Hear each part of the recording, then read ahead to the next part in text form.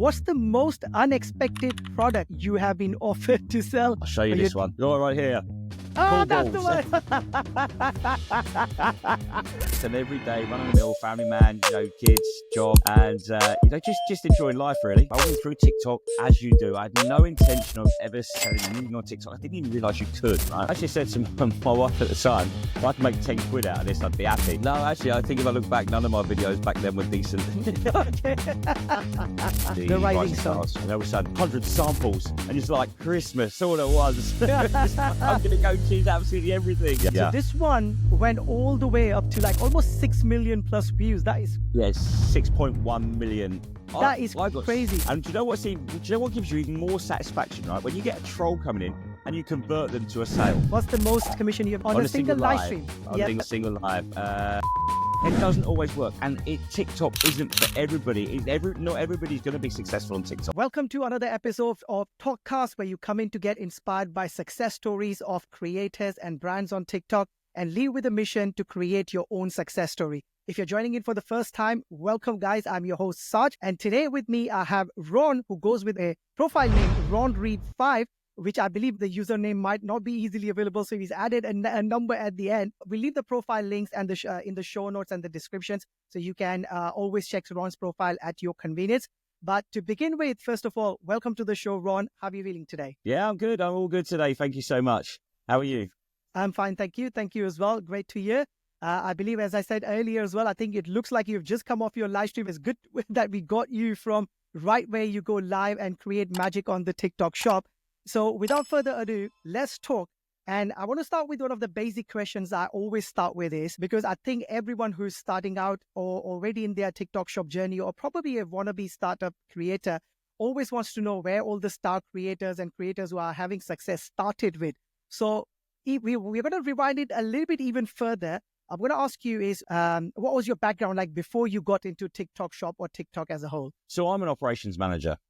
So just not really anything to do with social media at all. Just an everyday run-of-the-mill family man, kids, job, and just enjoying life really. So basically you were like mainly doing like 9 to 5, like most of us are before we get into social media or side hustles and everything. Right. So I try to look back as much as I can. Now, obviously, sometimes people do revive their accounts and remove some of the older footage as well. So what I'm trying to get at now is what type of content, if you ever created before TikTok shop, because I'm assuming most people wouldn't start straight away with TikTok shop, especially when you need 1,000 followers. So maybe if you could like rewind a little bit and we can see, how you started creating content. So did you create any kind of content? What kind of content were you creating before you started the TikTok shop journey? Very little content, if I'm honest. Just jumping on the trend now and then, doing one of the silly dances, the silly ones that everybody seems to jump on. I never had any sort of real thing to create content, but now and again you just get something, you see something, I'll give that a go, but yeah, nothing absolutely major, nothing really, consistent. But it's quite interesting you said that, because I had an interview with Tariq, Life of Mr. T the other day, and he said that around that 2020 timeframe, which seems to be like the most common time, where most of us actually came onto the platform. I'm not sure what your timeline is, but he said that he was like lip syncing and going with those trends as well. I never tried it because I would have failed terribly at that.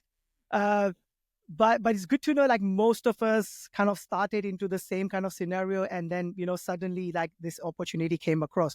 So you said that you wouldn't like specifically creating any content. For example, I started doing a little bit of Amazon because I know a lot of your colleagues in the group, which I'm going to talk about later on, did start with that kind of situation where they were like creating content for Amazon sellers and stuff. So from what I can see right now on your profile, when I was researching your profile, I think it was like a video which kind of went viral. I don't know if it was your first of the videos, but I think it was the Lion's Maze, which you were trying out. Not the same brand that you usually do now, I believe, because the packaging looked different. But it looks like there was one long video. I think you are having a walk in a park or something, and you're talking about health benefits, I think. But initially it was that Lion Maze. So how did that come along? Was that the first product you ever tried on, and how was your experience when you started? Yeah, so it's actually a really interesting story. So I was scrolling through TikTok as you do. I had no intention of ever selling anything on TikTok. I didn't even realize you could, right? And I don't know if you know Jack Dodd. So Jack Dodd, Tick From Marketing. Amazon days. Yeah.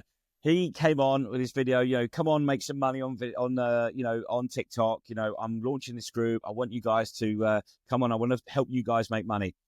Okay, all right. I'll come and join this Zoom call. So I came and joined the Zoom call. And in the Zoom call, hit us all with a little bit of a shock. Right.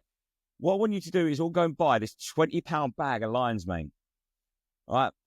I don't want you to think about it. Just go and buy it. So that's what I did. I jumped on it, went and bought this £20 bag of lion's mane. He said, right, for the next 2 months, I want you to do 3 videos a day on just that lion's mane.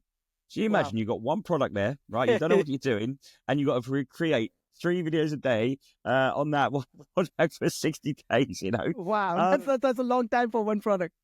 Exactly that. But it got me going. And it's funny because I've been looking back at my videos because it was only just over a year ago. You said, somebody had been 2020. But I was only just over sort of November, end of November was the first time I posted my video. November 2023, first video I went up on my sellable ones.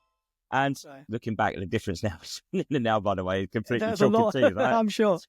But yeah, so consistent with that, just that one brand, that one product for 2 months, and just went from there. Yeah, I think I have a back of a feeling. I mean, obviously, we'll come back to the SKOOL community and everything, what you and Jack and everyone do together. But I think he might have probably known that he's coming up with something like Nature's Spell. I don't know. Maybe he had some kind of intuition that he was going to have some kind of major brand coming up because obviously that brand was completely different. I don't know what exactly the name of that brand was that you promoted earlier. That was Lion's Pride. Lion's Pride. It was. Oh, Lion's Pride. Okay. Lion's Pride. Yeah. Right. Okay. So when you started that, I'm assuming that because you were told by Jack, like in your group and everything, you jumped on. So I believe you were probably already in his like Amazon selling group because we. So how did you come across Jack?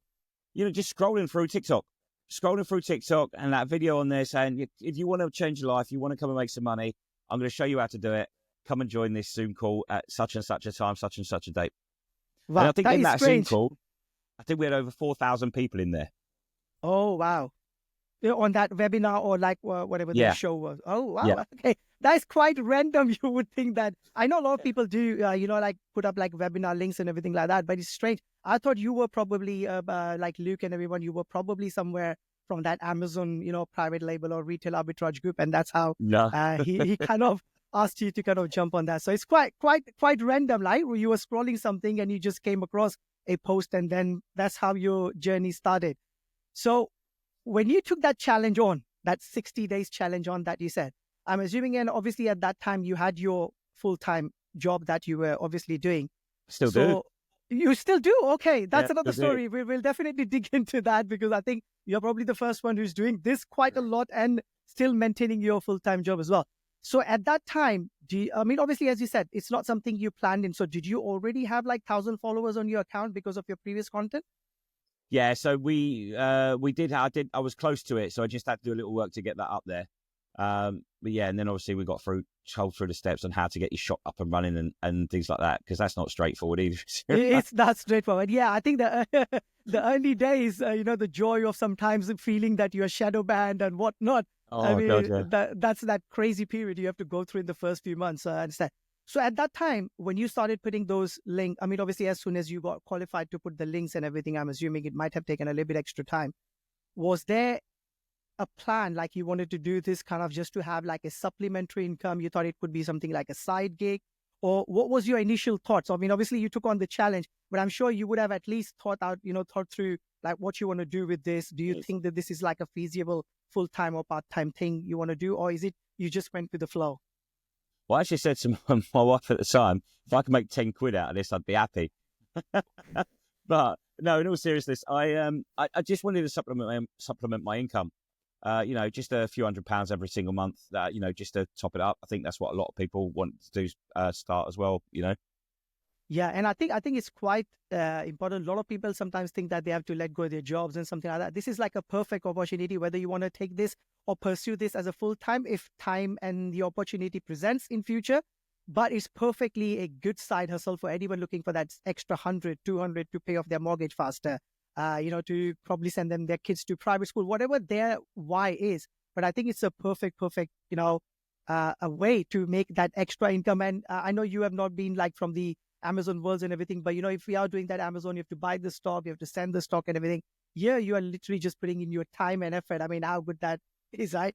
You don't even have to, you're literally selling other people's products. So they take all the headache, the shipping, the logistic and everything. All you're just doing is like find a creative way, an organic way to present your product. I mean, how cool is that, right? I mean, you would have never thought you could make this kind of income, which obviously will come through more details about your journey and everything as we go into that.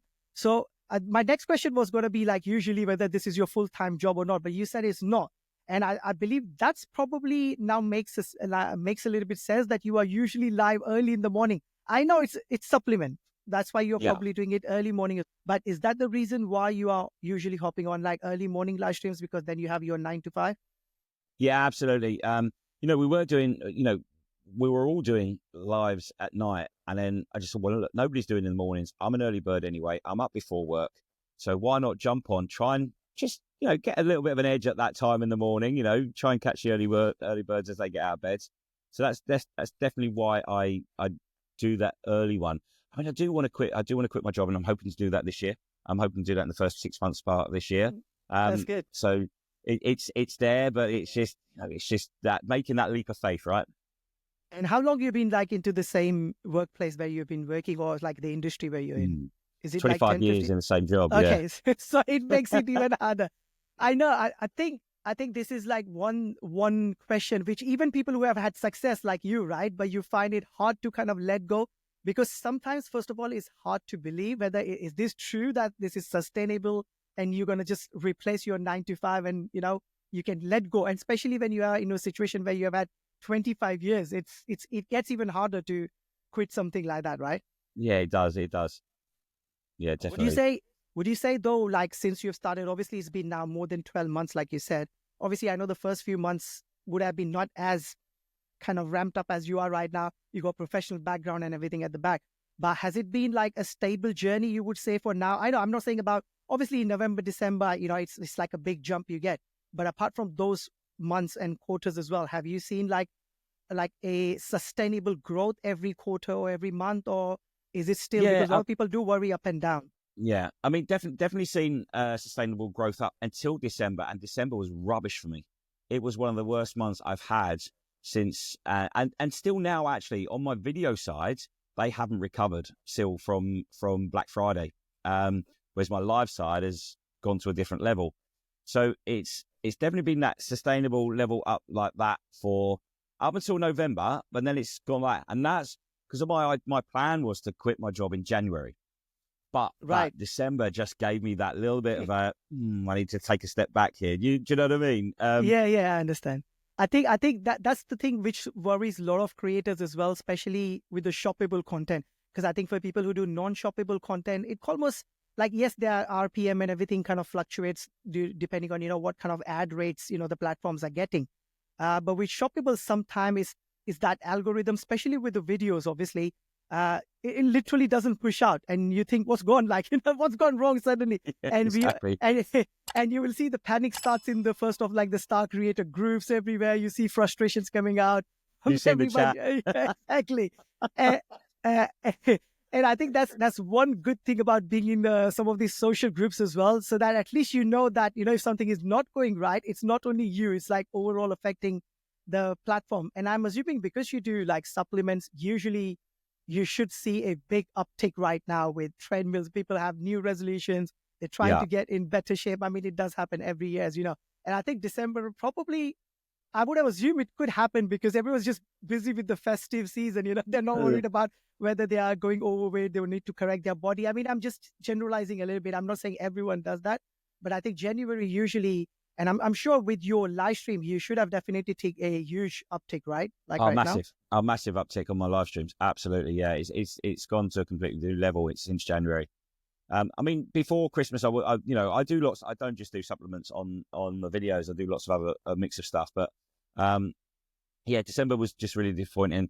Videos for January are disappointing, but lives for January are just I'm loving them. I actually really do enjoy live. If I'm Yeah, honest. I think you're probably like me. I don't know if you are basically aware of my content. I was probably the only, at least I know in my group and Star Creators, I was the only content creator probably that I know of who's hardly done like 10% videos. So my entire earning for the last year since I started last January was completely live stream. Because I used to love just jumping on the live stream. And I think just like you said, sometimes when you're replacing your older income, yes, if you do more videos, eventually you will get viral videos. But that live stream gives you that like a minimum threshold that you get every day. So you have that peace of mind.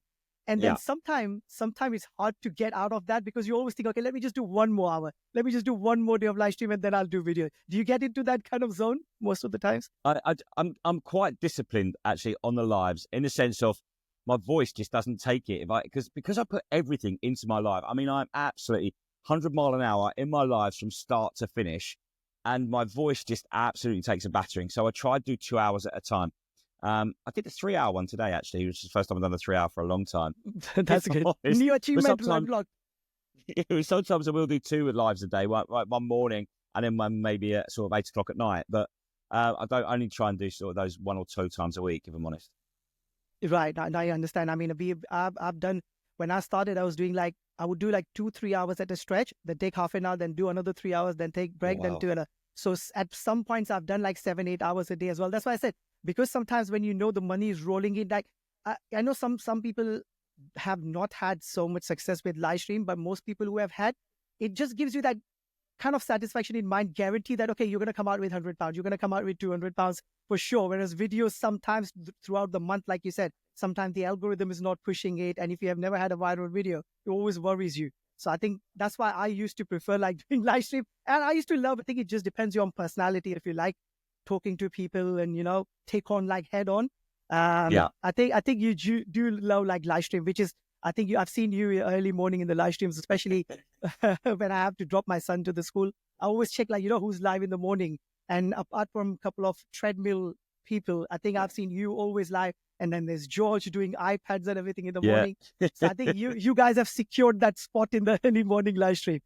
So let me ask you this thing, because you have, I know, I'm keeping fingers crossed. Probably you will quit in, your job in Q1. Hopefully, I'll root for you on that. But how hard is it to keep both of them going at the moment? Because I'm sure, especially during the Q4, it would be a little bit more stressful for you keeping both of them. Yeah. It's making sure you've got to be careful to have that separation, right? So one doesn't roll into the other, because what you can't do is then start thinking, start letting it affect your work, right? Because otherwise then you get yourself in trouble anyway. Exactly. So I'm quite good. I'm quite disciplined in the sense of, right, so I've got my live stream 6 to 8 in the morning. And then from, I've got a lunch hour. I might get a couple of videos quickly made at lunchtime, go for a walk and get those done.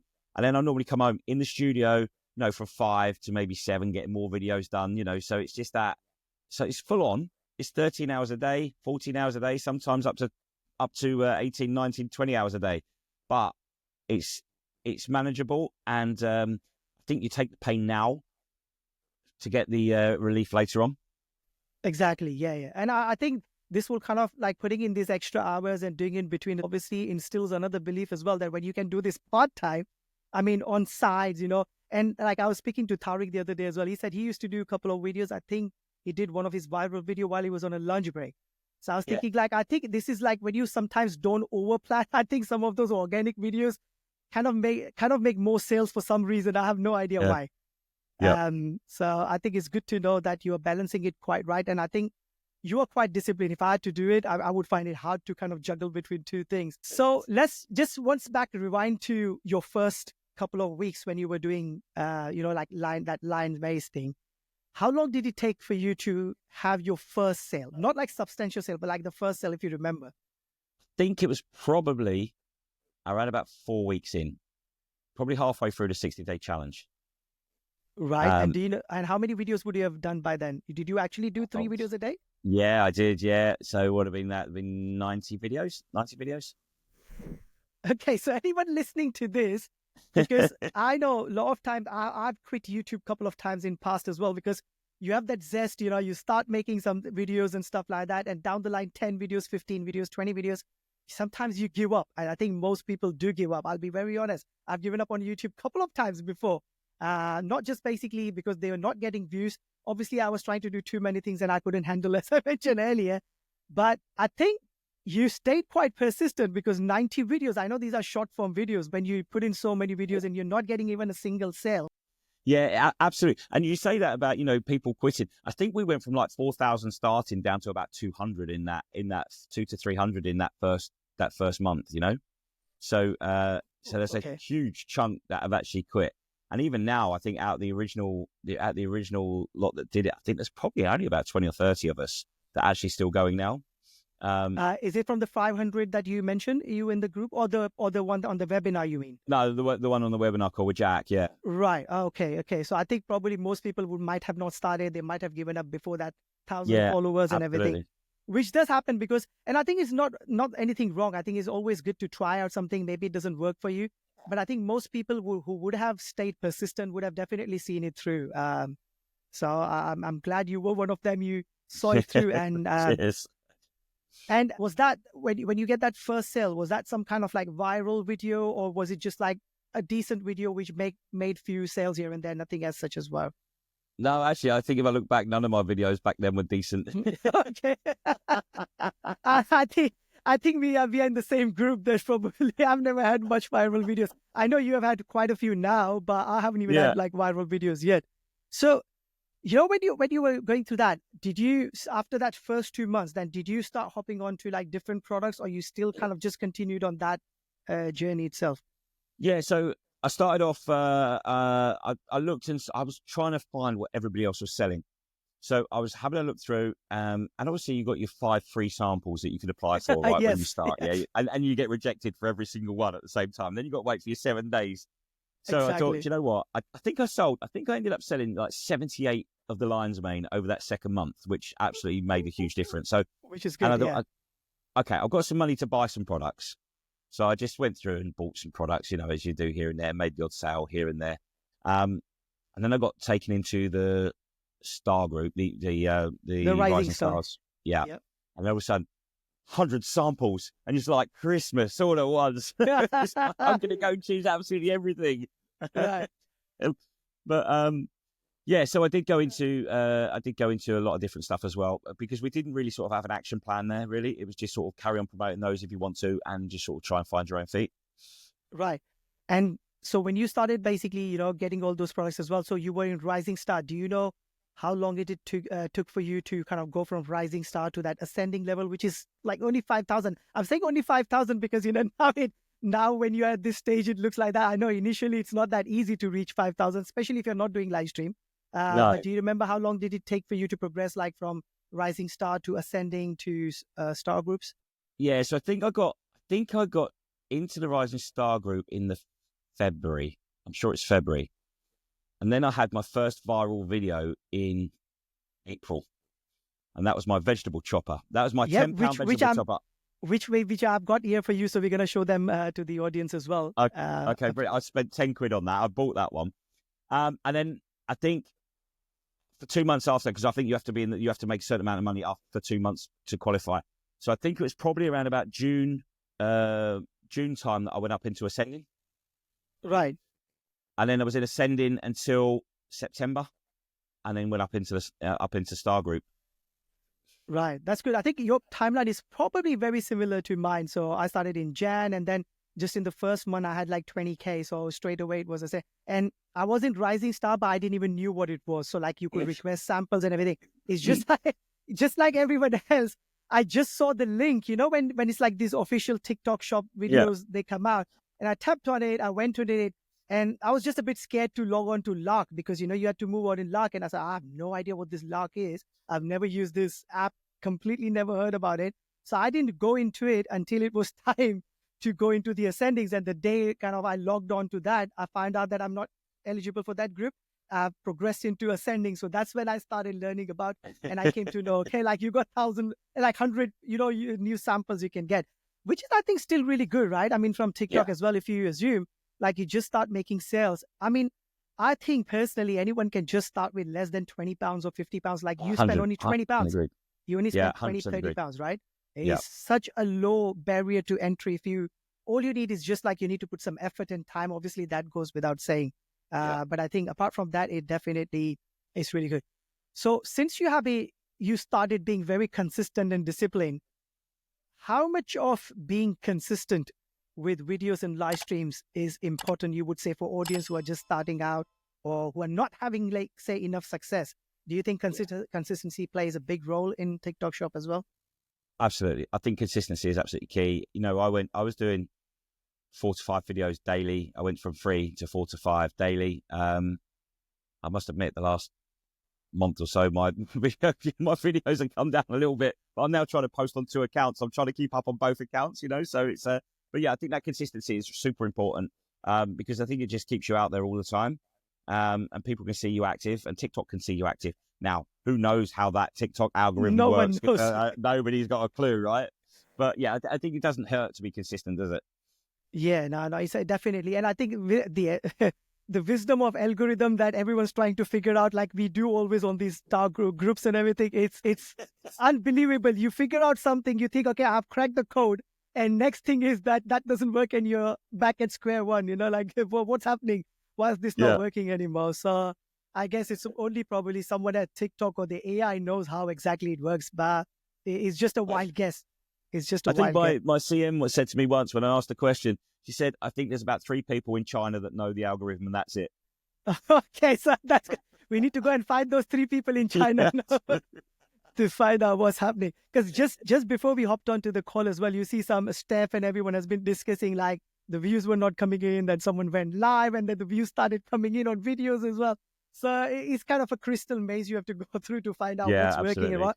And nothing remains the same. So what works today doesn't work tomorrow, you know? Yeah, absolutely. Absolutely. Okay. So since you talked about your vegetable chopper, I've got 3 of your viral videos. So let's just go through that and have a look, and we'll just discuss a little bit about that, like GMV, whatever you're comfortable sharing about them. Yeah, no worries. The first video I'm showing you right now, let's bear with me, is and let me know whether that was your first viral video or not, but we'll look at that. Yeah, the vegetable chopper was my first one. Okay, let's have a look. Ready? I love cooking, but I don't like chopping things up. My chopping skills aren't the best. I've nearly taken my fingers off a few times, and they're all different sizes. So I got myself one of these vegetable choppers, and I want to show you how it works. So you get your little bowl, you get your chopping top, you put that on, you get your blade, pop it in. Yeah, so don't do what I just did. I pushed down on the blade with my thumb instead of the bits around the edge. So that was really stupid. So I told you, I cut myself with a knife. I've cut myself with this now. So anyway, you get this, open it up, see if it works. I've not tried it, so let's see if it works. Ready? Oh, that's going to change my life. Oh, let's do that again.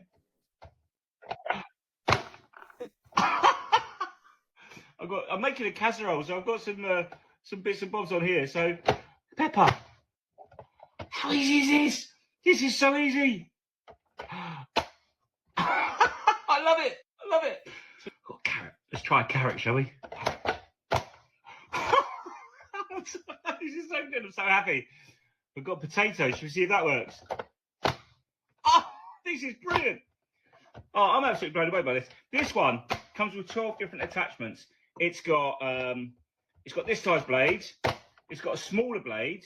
Actually, should we give the smaller blade a try? So just easily interchangeable. I try not to cut myself this time. Easily interchangeable. Just pop that in. Push down on there. Let's try potato. Let's try potato in here. See if it comes out. This is brilliant. I'm amazed. I'm blown away.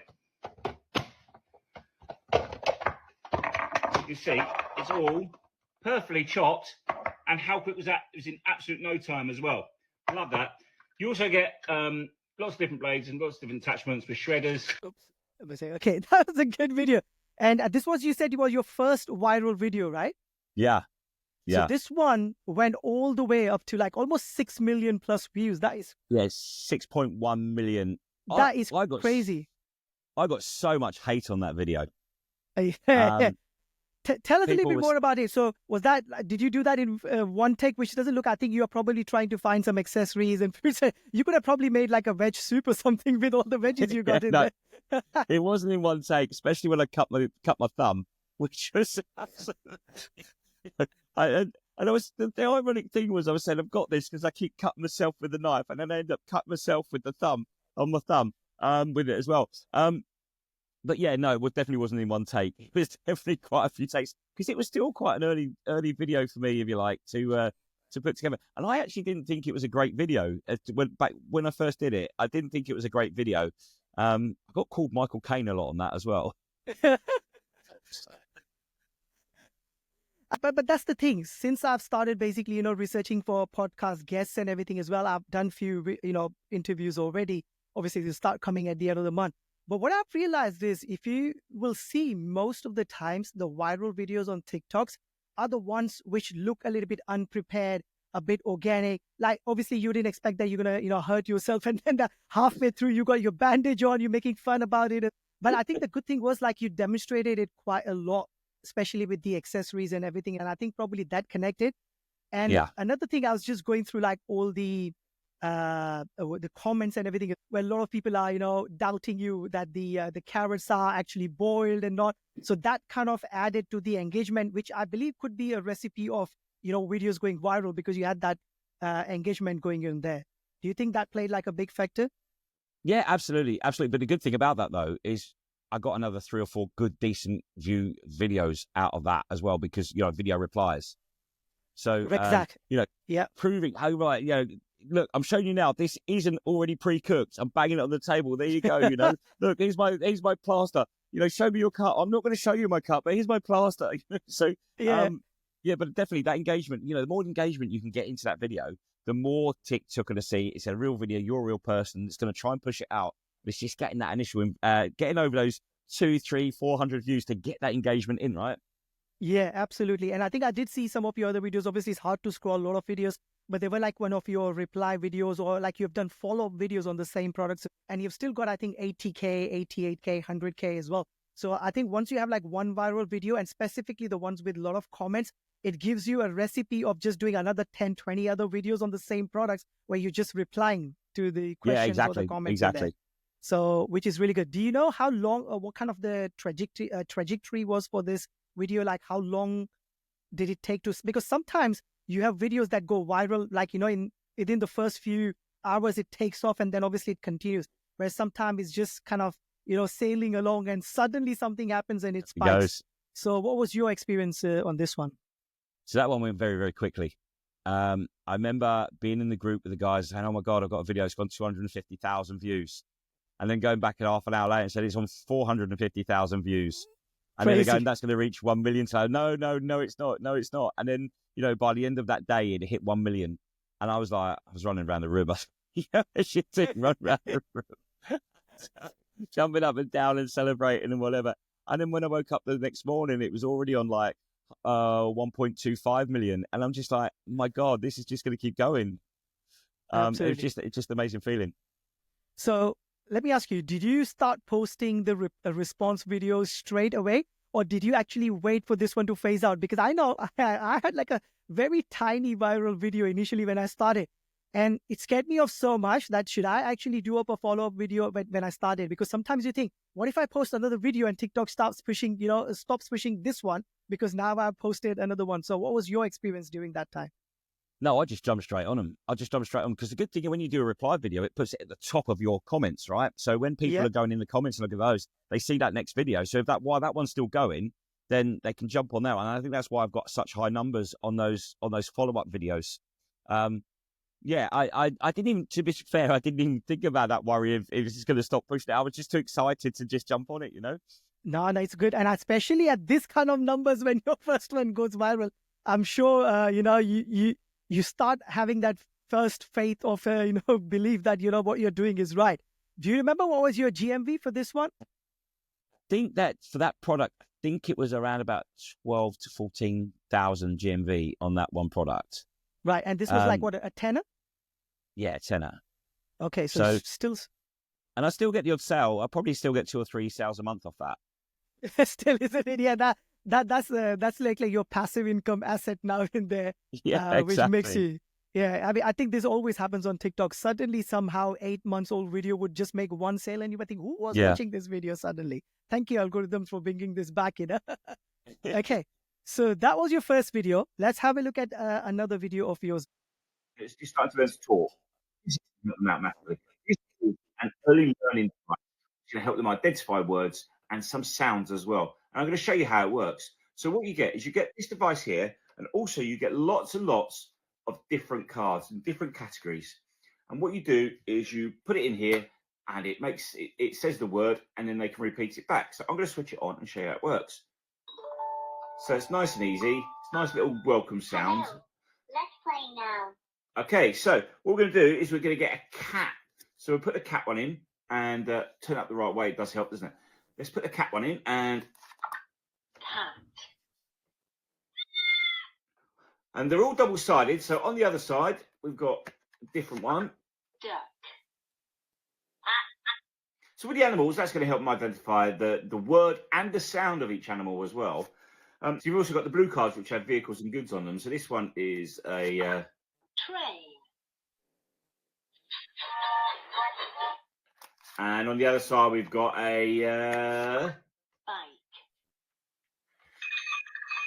And on the purple cards, you've got things like family, colours, clothing, and like nature. Also on this one, on the green ones, you've then got things like food, vegetables, and fruits. I just think it's a great interactive little tool for the kids to help them develop, to help them learn. And it's not expensive either. It's £6.49. You get all of these big pack of cards to go with it. So there's plenty of hours of learning there. It's fully rechargeable, so you haven't got to worry about finding batteries to put in it, and the kids getting upset because you haven't got any batteries in the house and you've got to go out and buy some. So yeah, if you do want to grab one, they're £6.49. I've linked it below. I think it's a great little learning device for the kids. It's really going to help them develop. Yeah, £6.49, links below. If you've got young children, it's... There you go. Excellent video. Another good video. I remember getting this product and I actually never created a video out of it, which is a bit good. That's a good lesson. I should have definitely posted a video on that. But what I see is, I mean, it's a great video. Very simple. I think in those days, I've not seen your recent more like videos because I've always seen more you on live streams and everything. But I think you just took your time. You were not rushing in. You're literally just showing anything and everything. I know it's only a £6 product, but you've gone through quite detail. This one obviously was not as viral, but you still, I think, went to like almost 500 or 600,000 views. So I would still call it a viral video. I mean, I'm just saying it looks tiny because the other one is really mighty, 6 million plus. If I could get 500,000 views on any video, I would take it all day long. Yeah, absolutely. So how did you plan this video? Did you think about like what you were going to say before? Or I'm trying to just understand, because what I see is like, yes, you don't overcomplicate your videos. It's very simple, flow of information coming out. But do you kind of research usually like what other people have created with similar products? Like, do you read the product listing first? I mean, I'm just trying to get into your head for someone who's just starting out. Like, what's your procedure? Like, how do you get going? Since, as soon as you receive the product and you say, okay, today I'm going to do a video on this one. So if it was this one, like what went into the planning and how did you plan this out? I think with this one, I just did an off-the-cuff one. I think I just said, right, okay, I think it was one of those I had to get out. And I just sat down, okay, right, let's have a quick look at the product description. Let's go through it. Let's have a read, what it does, what's its benefits. And I just thought, hang on, let's think back to what, if I was, if my child was still young enough to use this, how would I explain how it works? So that's what I really did. I have to say the sound quality on that was awful. I didn't have a mic back then either. So, but yeah. And that's there was no sort of real planning went into that at all. But right. I do, if I do get a product, sometimes if I get time, I will go down and research other people's videos just to see what's sort of working.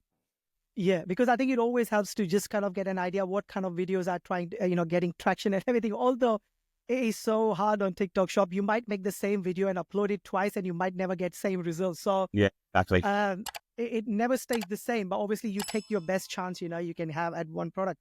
Because what I find sometimes, I don't know, do you always like just create one video per product and kind of forget it for a while? Or do you, like say if it didn't make sales, would you immediately usually make another video on a same product, or you just kind of let it go?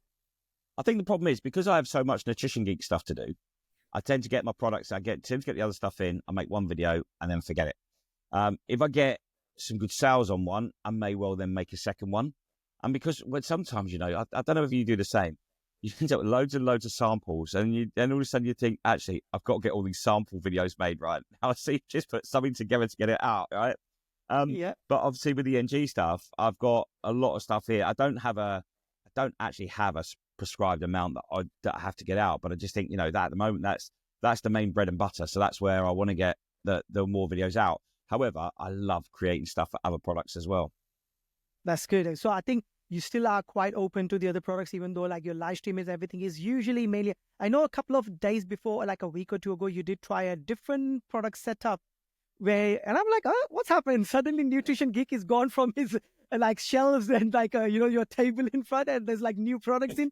And I think that wasn't long lived. It was only like a day or two you tried, and then again you were back. Yeah, I tried two different brands. And I think the problem is when you're so ingrained into one product, people see you as that product. So those two brands, I did 4 lives for 2 other brands, and they were complete disasters, if I'm honest. So, I think that's probably when you were a little bit frustrated that, the supplements not selling in December and everything. And you think, okay, let me just try something else, because I'm sure it's December. Something should be selling, if not this. Exactly. And if I'm not wrong, were you on a KLS live stream with Nutrition Geek once as well? Done 2. Okay, was that the Black Friday event? So we did the Black Friday, and also so that was up in the Manchester studios, and I did another one about 6 weeks before then, which was at Tick Marketing Studios. But both really good experiences. That's it is, and especially when you go out in a professional setup and everything, when you got the team and everything behind you, I think it's just because we are all used to doing it just like one man show, right? So it feels a little bit different.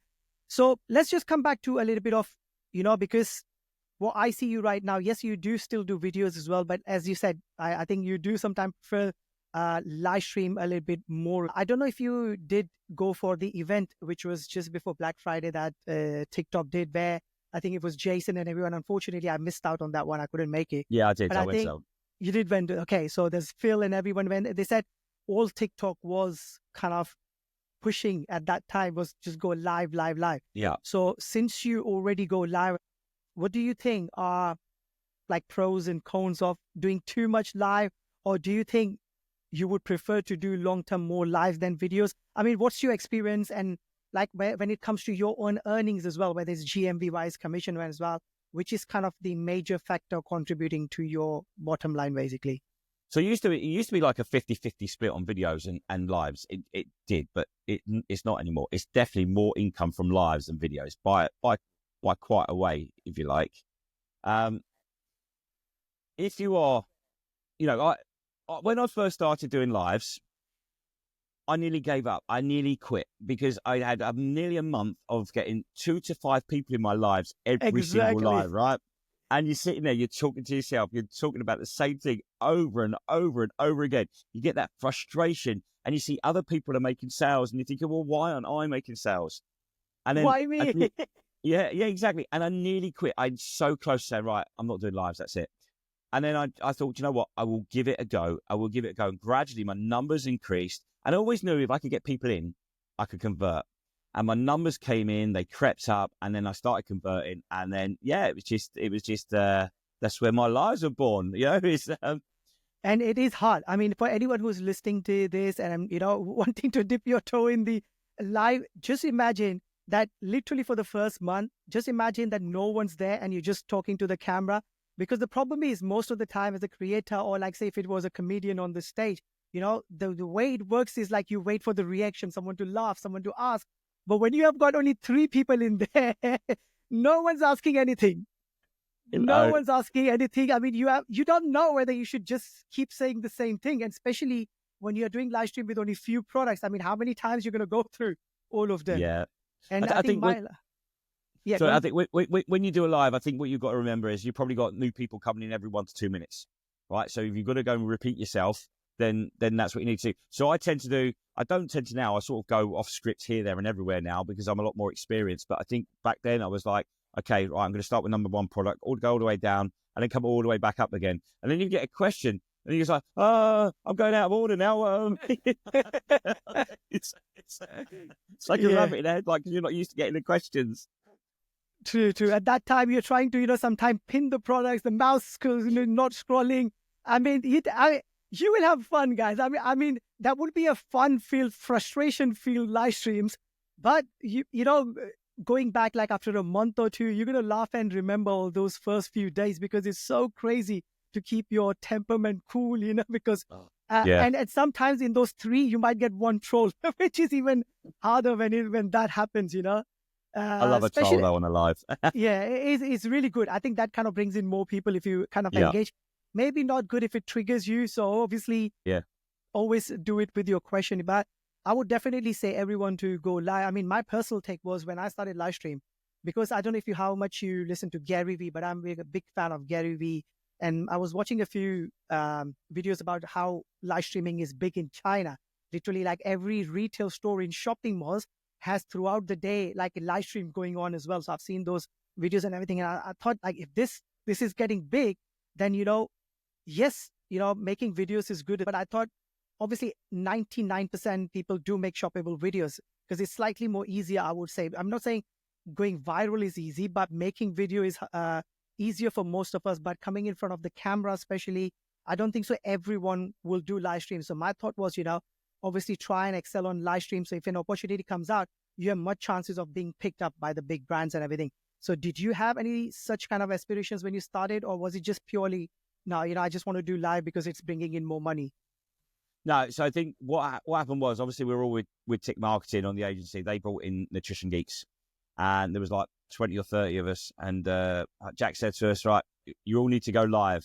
So we didn't even get a chance to think about it, if I'm honest, right? And I remember everybody panicking that first day, right? And I remember, I've got all these products. I don't really know them. I don't really understand them, right? So I've got all these fact sheets all over my lamps, all over the wall, everywhere, so I can quickly refer to them.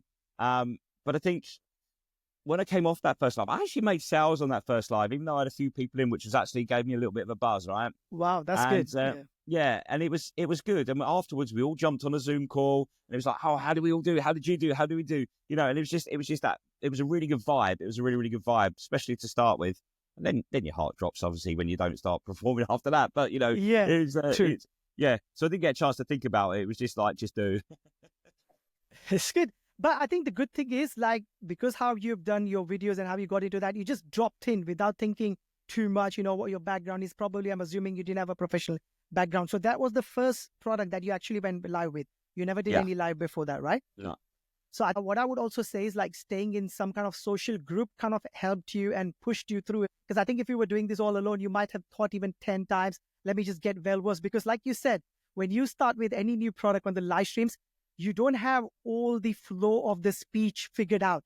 But when you talk about that product 2 times, 3 times, 4 times on the live stream, that flow kind of becomes a little bit more regular because you have kind of now that script in mind where the flow is kind of, keeps going on. And then here and there, people ask you something, then you know what to refer to. By initial first few times on new product, it does kind of feel a little bit weird when you start up because you don't have that long-winded script to go through, if you know what I mean, right? No, exactly that. Exactly. So I think the most recent one was collagen. So we launched collagen live on the key stage live for Nutrition Geeks. Okay. And I had no clue what I knew sort of what it did, but I didn't know the in-depth details of it, And luckily, I was on live with Sarah, who's the main Nutrition Geeks co-host. So I was on live with her. So I sort of stepped back a little bit, right, what she say, and then I could pick up on that. We had a few little notes scribbled on the wall that none of us really understood. But what we did on that day, we just kept everything basic information. That's it. And obviously, since then, you go away, you learn it. You take the products yourself, so you actually get to know what they're doing. So, right. So let's just come back to that KLS that you just mentioned so that we don't miss out on that. So how long was it since you were doing the Nutritional Geeks, like your own live, till the time you were invited to be a part of that big KLS live stream? Was that a couple of months, you would say? Yeah, 3 months. 3 months. So myself, there's 4 of us that sort of were performing really well in the live. So we've got myself, Gus, we've also got Chris and Jenna. We're all actually in the SKOOL community as well. So we've all sort of transitioned from there into the SKOOL as well. So we all did the lives as well. So and obviously with Sarah, the co-host, that 12-hour. Actually, it was 12 hours. We went 15 hours in the end. We went 15 hours. Okay. That one. Right. But yeah, so that transition was probably about 3 months. Right, that's good. The reason why I'm asking is this. Now, I don't know if you are able to share that or not, but obviously this was a special live stream where you got called in, as an expert to kind of assist, because obviously going 12 hours, 15 hours on one person live, it's not possible. We know a couple of hours, you need to take a little bit of break.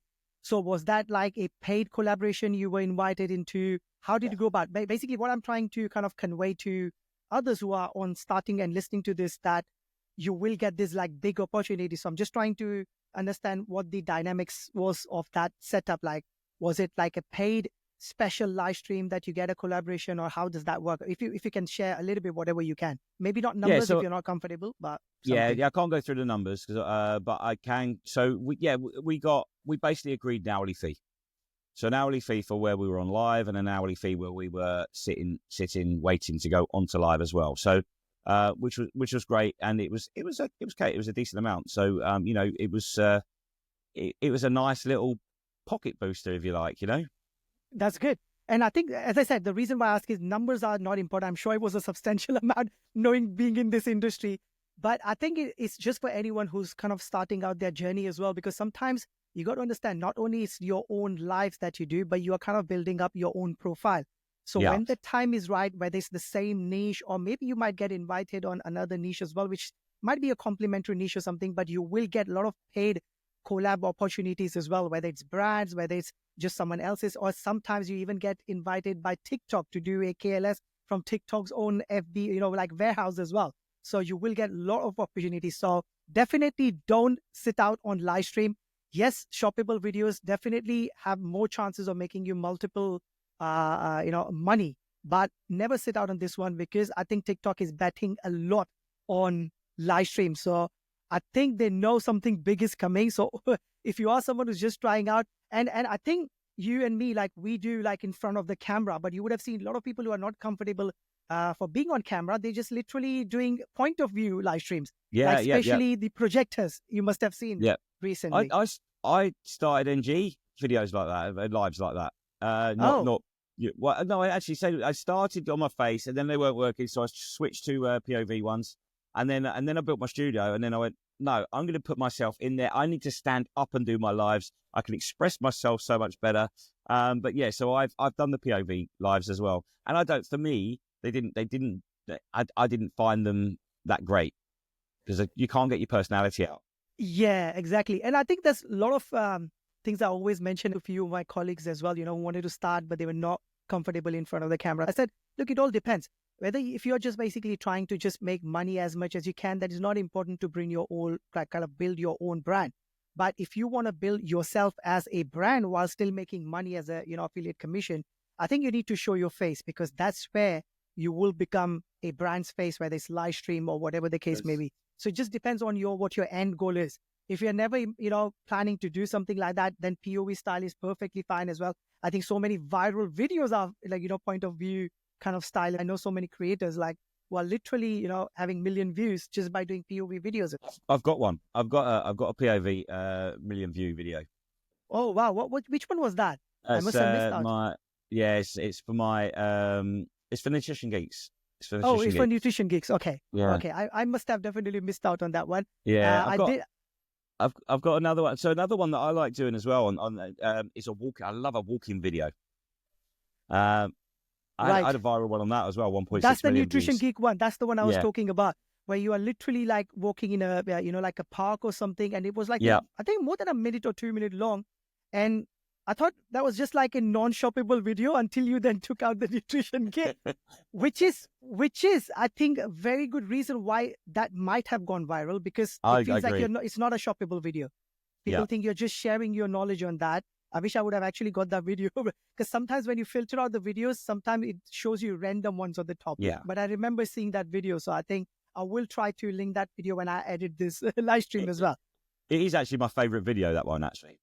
I think that is a very good video, because literally until you took out that of the pocket, it doesn't feel it's a shoppable video. Yeah. And if you are not a content creator, then your eyes might not straight away go into that yellow basket. So let's just come back to your agency part, and then we'll talk about SKOOL, and because everything is a little bit interlinked in that group that you are part of. So what is your take on being with an agency? I'm assuming you were not part of agency from the start. Well, I was. Oh, you I would was. have actually, because of that thing that you joined. So with Tick Marketing. So what do you think are the pros and cons? I know sometimes it's hard to kind of give out your personal details, but there are a lot of type of agencies. So some of them are like that. They don't charge anything from, creators' commission, but still providing. But then they have the kickbacks and all those, where they make money, where some agencies do take certain amount of money. So what are your thoughts on what type of agencies are better in your opinion? And how's your experience with Tick Marketing? So my experience with Tick Marketing has always been good. I've always had that really good relationship with the guys, and obviously we've seen them grow, because it was a brand new agency for them when we first started doing this. So we've seen them grow from nothing to where they are now, and they're going from strength to strength. I think if you've got the right management team in there that looking after you, I think agencies can be good. I think there are some shark agencies out there that the thing is, because I've always been with the agencies, I've not looked too much into other agencies, but I know I've heard stories of shark agencies out there that get you in and just completely rip you off. And so I think if you are looking for an agency, if you are looking to join one, make sure it's a reputable one. You can go onto the list, you can see who's up there, what their GMVs are, and you can request to join that way. So I think agencies can be good in some certain circumstances, but especially if you're learning to grow, if you want to grow to start with, maybe. And then maybe when you establish yourself, I don't know, maybe you can go and find your own feet. True. And I think especially for people who are just doing shoppable videos, sometimes they just want to join an agency just so that they can get more samples. But I think especially a lot of people do join agencies when they're doing live, because you get only those live exclusive discounts, vouchers, flash sales and everything only through agency, especially the GS items, coming from overseas. There's no way to kind of interact, whereas you do more of obviously Nutrition Geek and local products. So I think even if it wasn't an agency, it would still be much more easier to interact, get some special discounts for your live stream and everything. I guess that's kind of another factor as well, I believe. So let's just connect some dots with that agency and SKOOL that you guys came up with. For those who don't know, it's a group of, I think, 6 to 8 of you, including obviously Jack, who's the owner of the Tick Marketing. You came up with this. If you guys don't know, SKOOL community is like a learning community where you're not just paying like for a course, but it's like a monthly community feel where you're paying like membership fee to be in there. Yes, there's going to be like course style videos in there, but it's mainly the community where you share your journey, you are asking questions, you are getting response. Obviously, I'm not in that particular your group, but I know that's how the groups works back from the good old Amazon days, when we had similar kind of groups. So how did that SKOOL community first of all came along? Whose idea was it? Was it Jack's idea that we should have this? How did you become kind of a partner in a way? Or how does that setup work? Tell us a little bit about what it is and how it works. So, the idea was born. Actually, I had nothing to do with the original idea. It was, Jack, Des, and Luke, they came up with the original idea. But what they wanted is they wanted creators in there to give that proof of concept. Because obviously, because they weren't making shoppable videos themselves, they're trying to get people in and train people and tell them that they can make some money on there, but they weren't making it themselves. So that's why they wanted to bring in some experienced creators that were making money, that could come and give some value adds and obviously give them that proof of concept. So myself, Jenna, Gus, and Chris, we all sat down with Jack and Des and Luke. We were invited to come in, and I have to say it's been an absolutely brilliant time. We've become very, very good friends with Des and Luke as well. And if you don't know Des and Luke, guys, you have to go and watch them. They are absolutely fantastic, both of them. They're both so creative in what they've done in their lives. And it's been growing from there. And if you think it's only 3-4 months old, this community, we got over 500 people in there. But then in the main group, obviously you've got like videos. We do 6 to 8 Zoom calls every single week. We do one-to-ones as well. We offer one-to-ones on there, but we do content reviews, we do live training, etc. We do mindset stuff as well, because you need in this game, you need that mindset, right? You need that coaching. 100%. We did have a free community. We've closed that now. We were trying to give people something to come in and look at first to see what they could experience if they did want to come in and step up into the main group. But we've actually closed that one down. So we've just got the main group running right now.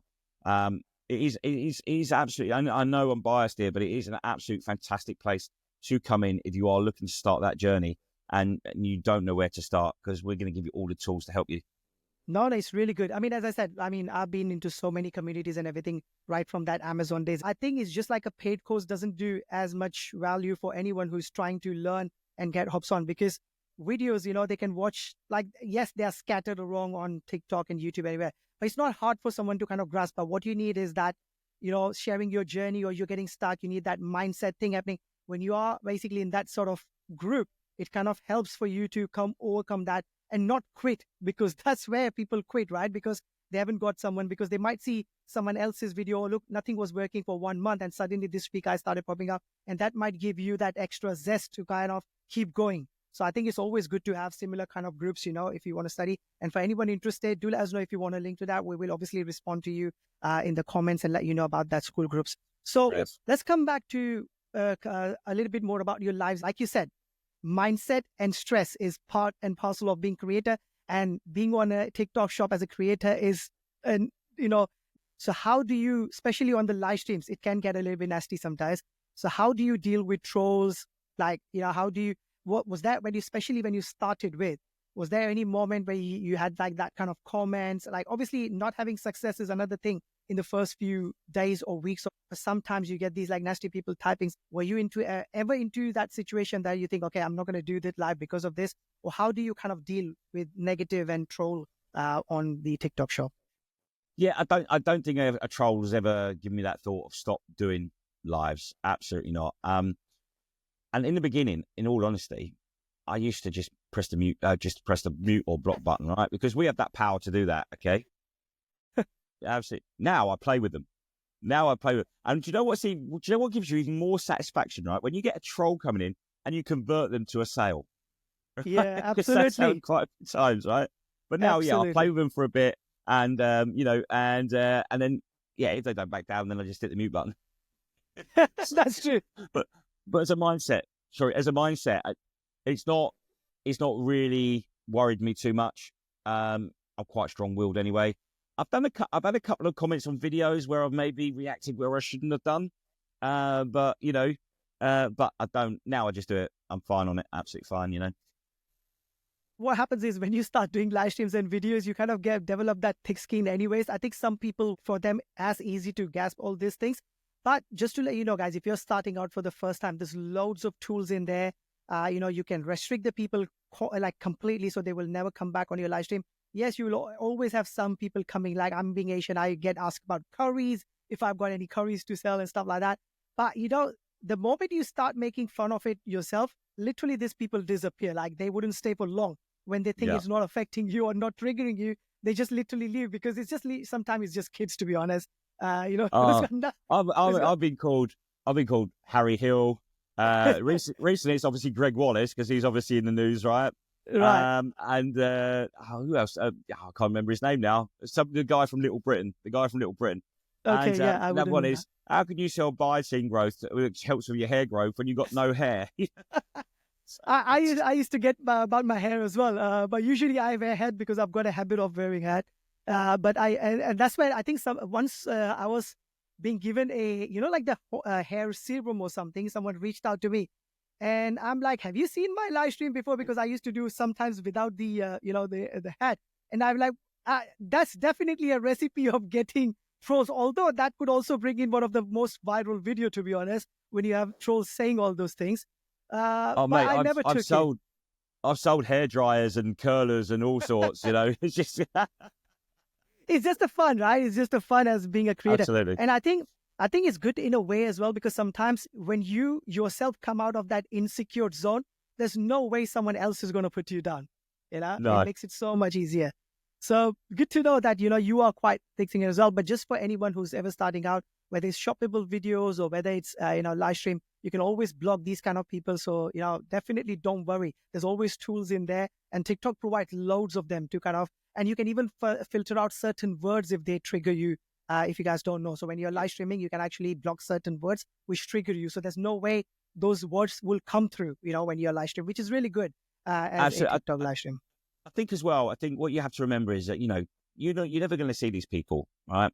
So don't let them worry you. You're not going to see them in the street. So you might, so if they are on there and you are getting triggered by it, just mute them, just mute them, just block them. Don't worry about it. Put it to the back of your mind where you can. I know it's easy to say, but easy to say and not to do, but you're never going to meet these people. So don't let it get to you. Yeah. And I think with time, as time goes by, you get more experience.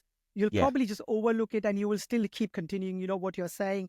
Or obviously with the videos, it's even easier. You just mute them or disable them. You look at George's lives, see what he tells them to do. Yeah, George is a very good friend of mine. So I'm always watching him most of the time. But yeah, I think he's into a completely different level. But obviously the hate he gets, he has to kind of address that. And I think that's like a total recipe of how and why his live stream is successful. Yes, it's controversial what he says sometimes, the words he uses. I'm not going to go into that. But you have to kind of look at overall, what's working for him and, what he gets on the live stream, to be honest. Exactly. So it's kind of a fair play, but we'll just leave it to that. Who are we to judge? I think that's TikTok and him to kind of decide what's right for his live stream. I think he's going to be on the on an interview very soon, hopefully. Oh, brilliant. I can't wait to see that, actually. that should be, I'm not sure how much words I will have to mute on that one. That's going to be the most hard work that I will have to do with the edit, I believe. But we'll see how it goes. So what's your advice for someone, who's started out or going to start out and, who's not having enough success? What's your kind of recommendation to them? It's very, very difficult when you're starting out, right, and you're not getting that success. You're not getting those videos that you're selling on. Just keep going. If you're finding if you think it's something that's not working, just look at your video, look at what you're doing, see if there's anything you can change. Make those small changes at a time, and then see if your views go up, see if you start getting sales on those. And when you start seeing that success, right, then you can change it a little bit. You're right, that bit's worked. Right, what else can I change to make that a little bit better? It doesn't always work, and TikTok isn't for everybody. Not everybody's going to be successful on TikTok. Not everybody's going to make those sales, and sometimes it's not you. Sometimes it is the system. It is TikTok itself. So, and that is so easy to say. Don't beat yourself up over it, but it's not you a lot of the time. A lot of the time, it is the system. And sometimes it's mentally stressful as well, because there was time in between, especially around that summertime when everything went quiet. And literally, I'm telling you, be very honest. I was like, am I even still that good what I was doing before? How am I not able to sell these phones? I used to sell 50 phones a day. What's happening now? I'm not able to sell like 5 phones a day. So has something gone wrong with me? Have I lost my mojo? You get those kind of thoughts, isn't it? Mate, I feel like that now with my videos, because they're not that great at the moment, and you just sit there and you think, well, am I actually a fraud? So yeah. I think the algorithm has just completely forgotten about me. You just have like weird feelings.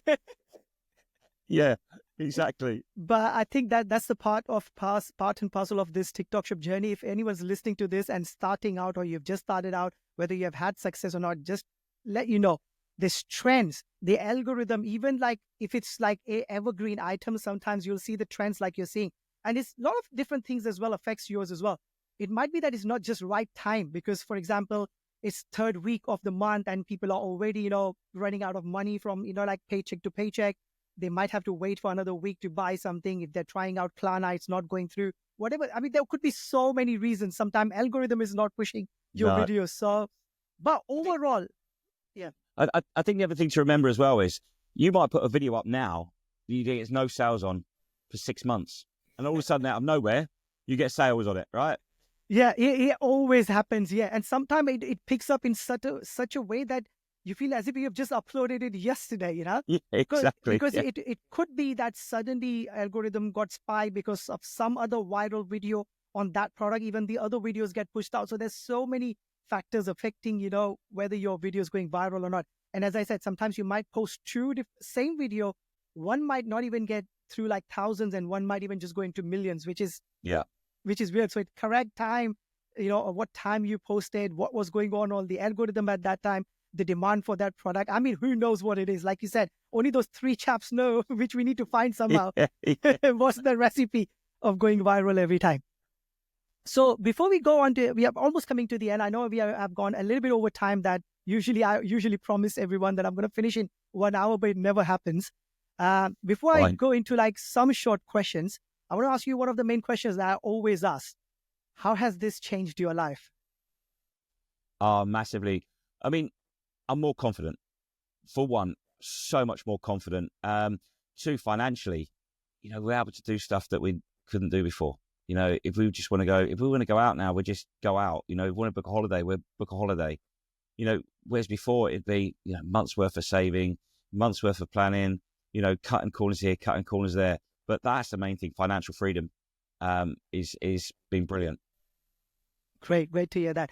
And do you think you would still continue to do more of like live streams and shoppable videos, or do you see yourself taking a bit more of your time and effort into the SKOOL group and growing that side of the business?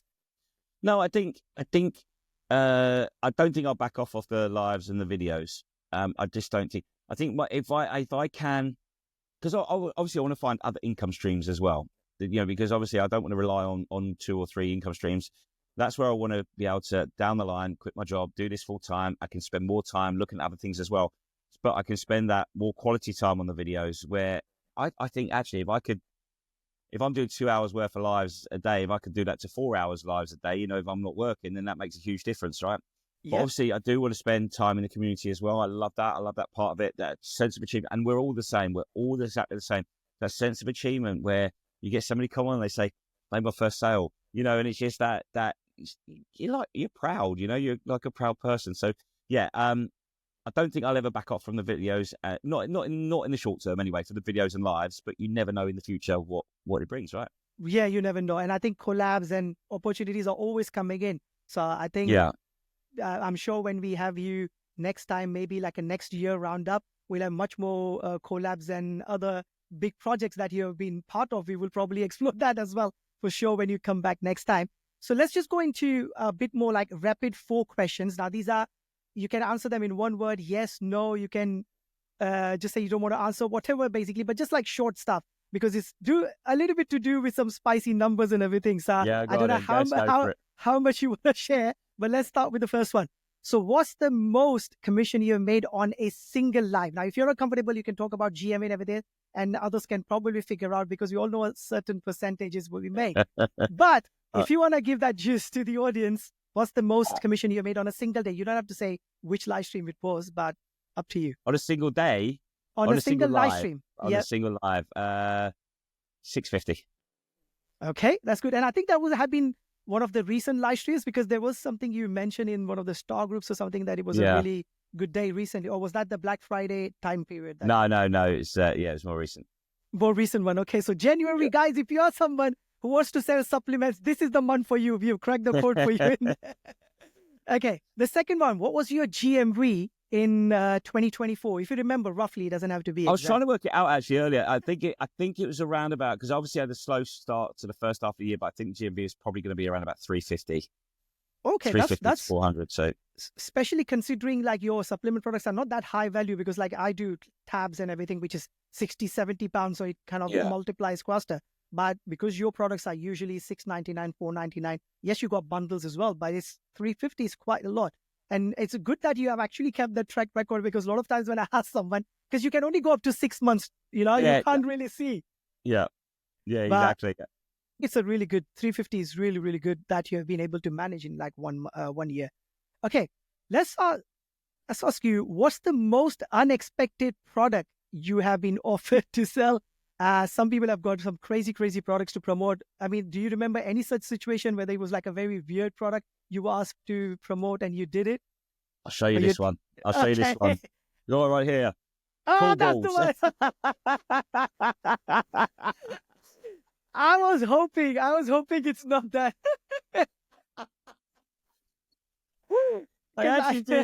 Actually, it took me ages to film that video because I kept laughing every time. I actually put a video up of me outtakes of me laughing. I wish I knew that you had done that video. I would have definitely searched for that, because I know Sam, Simplistic, he did a video on that as well. And I was offered this video as well. And I said, no way, man. I haven't got courage to talk about things like this. Seriously, I mean, I was stammered, talking about this, but it's one of the funniest products. But I think it did have a bit of a success for people who did kind of, go ahead with like creative videos. Did you get any sales out of your videos? I got a few, not many, but I got a few. I got more views on the outtake video that I did, rather than, like, if I'm honest. That's good. That's good. But at least you had a laugh and a good experience trying out different products as well.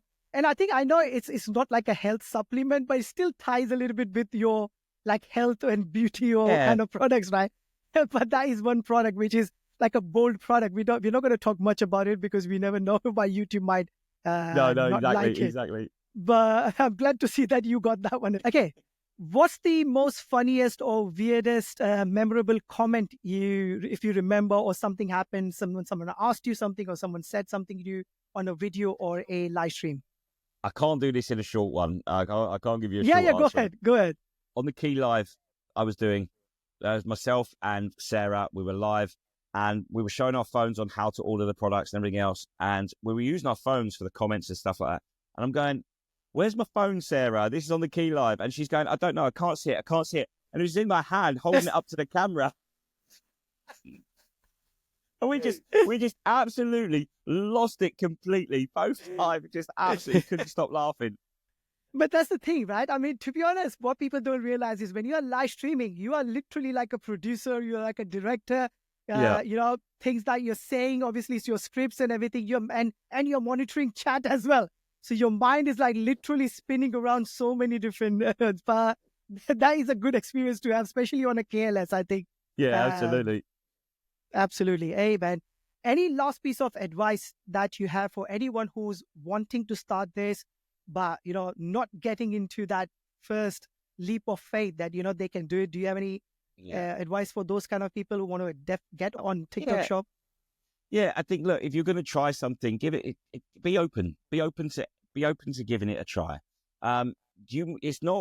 It's not going to be for everybody. Not everybody's going to succeed in this. Okay. You've got to be resilient when you come on. You're going to have to experience ups and downs. You really are. And you're going to get more downs and ups, especially at the start. Okay. For sure. But I think if you are looking to come on and start this journey, then why not? Why not give it a go? Just know what's stopping you. That's what you got to look at yourself. What is stopping you from taking that leap of faith to come in and do it? It's definitely worth trying. There you go, guys, coming directly from the star creators. And just like you said, being persistent when things are not working is kind of a very big part of your success, I believe, because I'm sure a lot of people who haven't had success for straight, creating 3 videos, let alone being 1 video a day for the first 30 days, having no sale and, still kind of continuing and having that faith, yet this is going to work, I think is what kind of is a difference between someone who make big and someone who just create. So I think if you are someone who's getting into this or planning to get into this, just like Ron said, just go into this with open mind. And as I said earlier, and I always say this on all of my, podcasts like I've done until now, that literally this is probably the only, I've been into the e-com industry for a long time, like Amazon and everything. I think this is the only one which is probably the most lowest barrier to entry. Doesn't cost you more than 20-30 pounds. And you could literally start something with like a tissue bundle roll, which is like, you would need it anyways. So nothing goes for a waste, whatever you bring in as your first, second product, to try out, to make videos. Great to hear from you, your story, your journey. I mean, you stayed persistent. And I think another big part of your success is I believe, that community as well, which you were part of it. And now you have that as a paid community. So for anyone who's looking into, more kind of resources, we will definitely link all those things when the episode goes live. So you can reach out to Ron. We're going to leave links for Ron's profile, so you can straight away reach to him and leave DMs as well if you've got any question. So once again, guys, any questions you have about the SKOOL group or anything in general, whatever you heard on this episode, you can always pop your questions in the comment section. Me and Ron will definitely make sure that we answer them for you. Ron, once again, thank you so much for sharing your journey. I'm sure, I keep saying this, everyone who listens to this podcast, will go out a little bit more encouraged to create their own success journey. Once again, guys, thank you so much for tuning into this episode of Talkcast. Make sure you subscribe, hit that bell icon, and make sure that you follow us so that you don't miss out any upcoming episodes. One creator, one brand, one journey, one story at a time. Once again, thank you so much for tuning in. See you in the next one, guys. Thanks, Thank mate. you. Cheers. Bye.